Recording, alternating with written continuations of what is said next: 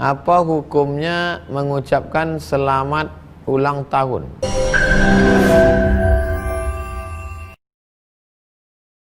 Jangan lupa subscribe, like, and share. Ini pertanyaan ini tentu yang udah disaring yang penting-penting.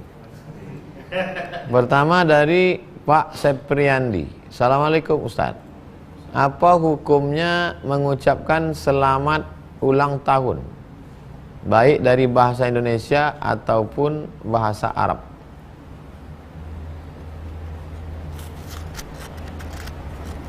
Substansinya apa? Substansi. Kalau kita lihat, kalau orang-orang yang biasa, dia bilang HBD, ya kan? Itu. Ini yang agak-agak milenial lah. Kemudian yang biasa-biasa aja, yang level-level biasa, kemudian kata dia selamat ulang tahun. Selamat ulang tahun. Kemudian kalau ustadz itu barakallahu fi umrik. Barakallahu fi umrik.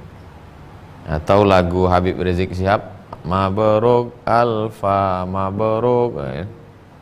Mabruk Alfa Mabruk. Nah, coba kita tengok substansi dari 4 ungkapan ini. Pertama, happy. Happy itu kan senang, kan? Happy birthday. Happy. Happy berarti senang. Senang. Oke, yang kedua, selamat. Jelas-jelas yang ulang tahun itu Ahmad, tapi yang disebutnya tetap selamat. Tapi selamat. Oke, intinya substansinya selamat. Ya kan? Selamat.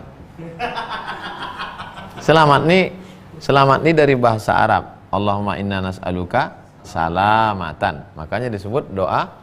Nah, Ustadz nanti datang ke rumah ya, doa selamat. Yang ketiga, barakallahu fi umrik. Semoga Allah memberkahi umurmu. Berkah. Berkah. Oke. Ini juga begitu, mabruk. Sebetulnya yang tepat itu adalah mubarak. Karena fi'il madinya baraka yubariku. Tapi sudah populer di seluruh negara Arab mabruk. Maka ini disebut dengan khata' sya'i.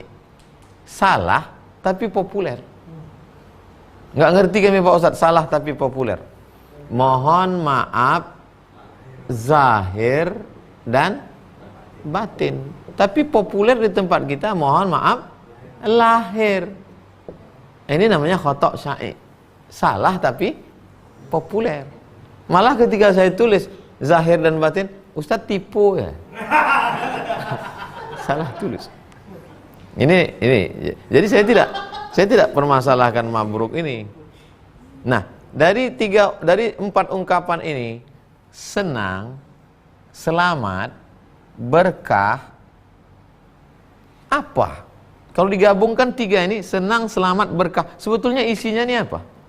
Doa. Kan itu isi.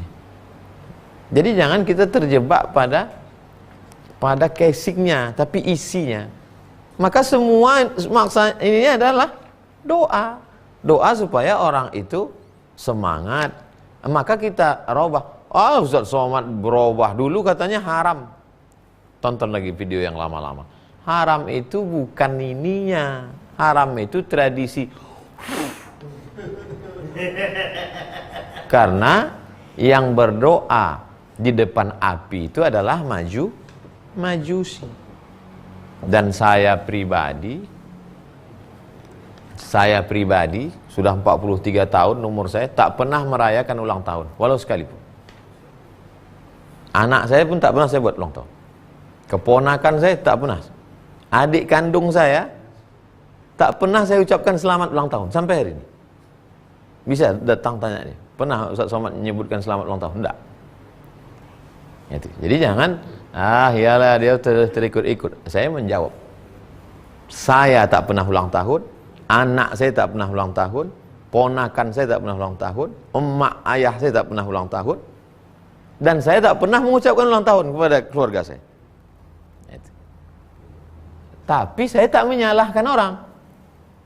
Jangan, bukan berarti saya tak pernah salahkan orang, karena isinya adalah doa. Yang saya salahkan itu adalah mengikut tradisi musyrik,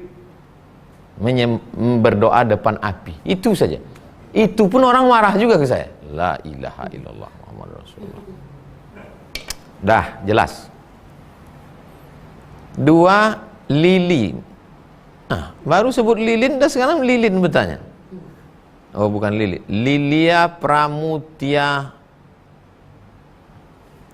Ustadz, apakah sama beribadah karena mencari perhatian Allah dengan beribadah karena Allah? Beribadah karena perhatian Allah. Cemana usollinya?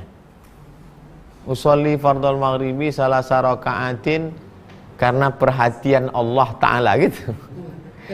Jadi sebetulnya Ibu Lili itu hanya bahasanya aja. Saya kemari karena Ustadz Somad.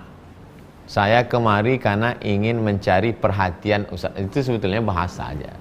Jadi orang yang ingin mencari perhatian Allah dengan beribadah karena Allah itu artinya substansi maknanya sama. Kalau kita sholat malam atau zikir 2000 kali, yang kita cari itu apa sebetulnya? Ya supaya diperhatikan Allah. Maka kita buat amal lebih dari orang lain supaya kita diperhatikan Allah, dibanggakan Allah. Itu sebetulnya bahasa saja, Ibu.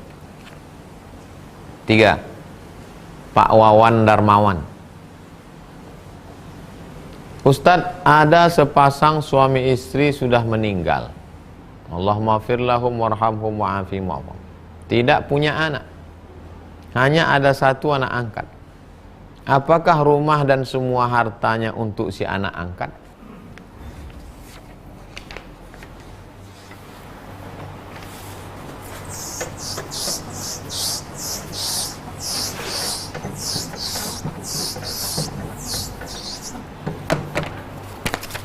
Ada suami menikah dengan istri.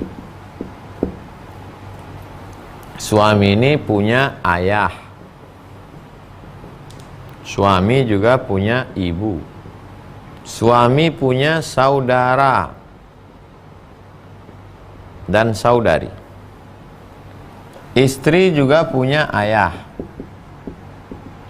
istri juga punya ibu, istri juga punya saudara dan saudari.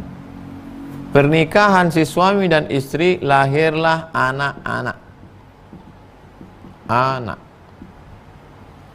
Inilah ahli waris semuanya.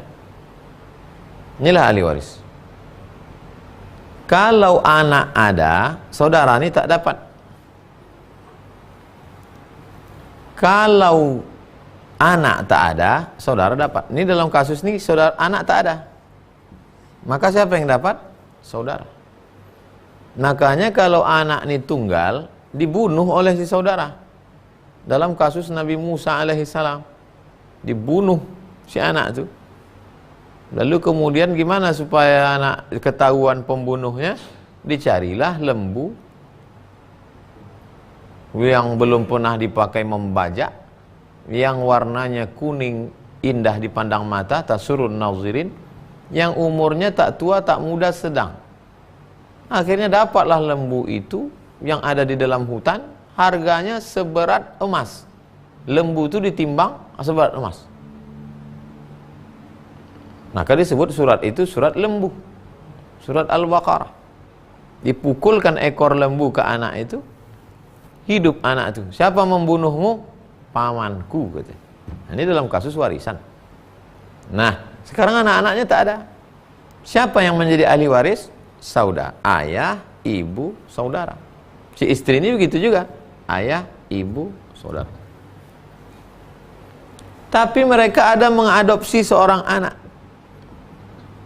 Sekarang kalau meninggal anak ini dapat apa tidak? Anak tak dapat apa-apa karena tak ada hubungan darah.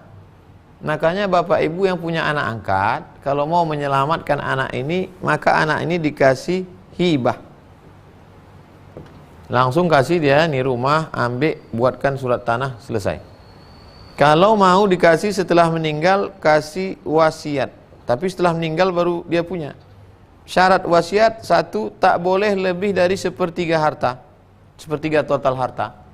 Yang kedua, diserahkan setelah meninggal. Itu cara menyelamatkan dia.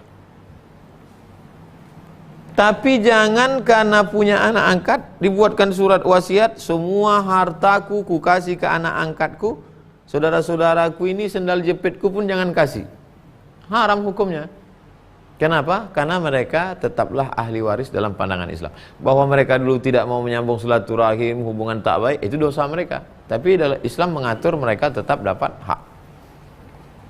Anak angkat diselamatkan dengan hibah atau wasiat. Begitu Pak Wawan. Terakhir, tak ada namanya.